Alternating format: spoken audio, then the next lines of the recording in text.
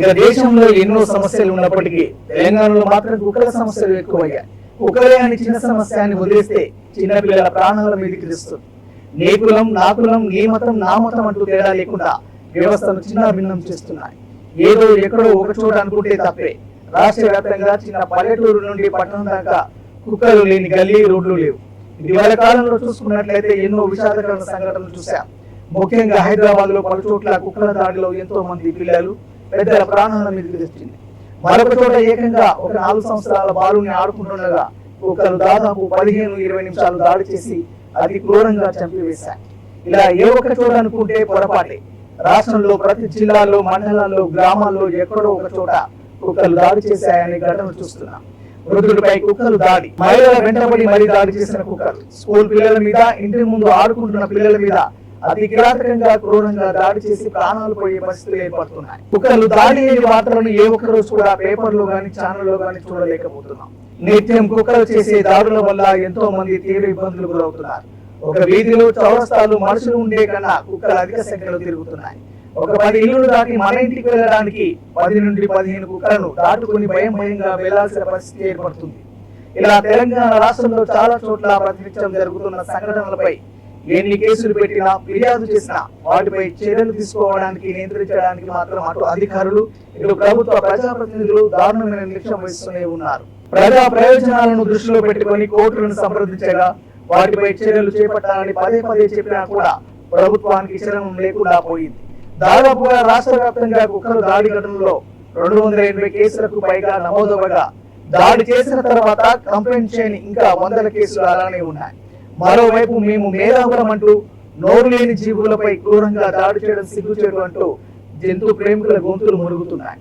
చిన్నపిల్లల ప్రాణాలు పోతుంటే లేవని గొంతులు ఆత్మరక్షణ కొరకు దాడి చేస్తే జీవహింస అంటూ క్రూరంగా సాధు జంతువులపై దాడి చేస్తున్నారని మండిపడుతున్నారు. మా ఇంట్లో పిల్లలకు, మా కుటుంబంలోని వ్యక్తులపై దాడి చేస్తే మాత్రం స్పందించని జంతు ప్రేమికులు.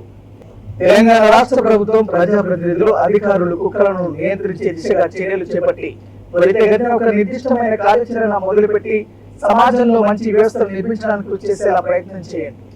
మనం అడవుల్లో లేం, జంతువులు చేసే దాడులు భరించడానికి. ప్రజా సత్సంబంధాలు కలిగి ఉన్న సమాజంలో ఉన్నాం. ఇది నీ సమస్య, నా సమస్య కాదులే, మనకెందుకులే అనుకుంటే ఈ రోజు నా వంతు వచ్చింది, రేపు నీ వంతు కాదని చెప్పగలవా? కుక్కలు ఏమి చేస్తాయి అనుకుంటే తప్పే. ఒకసారి చిన్న గాయాలే మనిషి ప్రాణాలను కోల్పోయే ప్రమాదం ఉంది.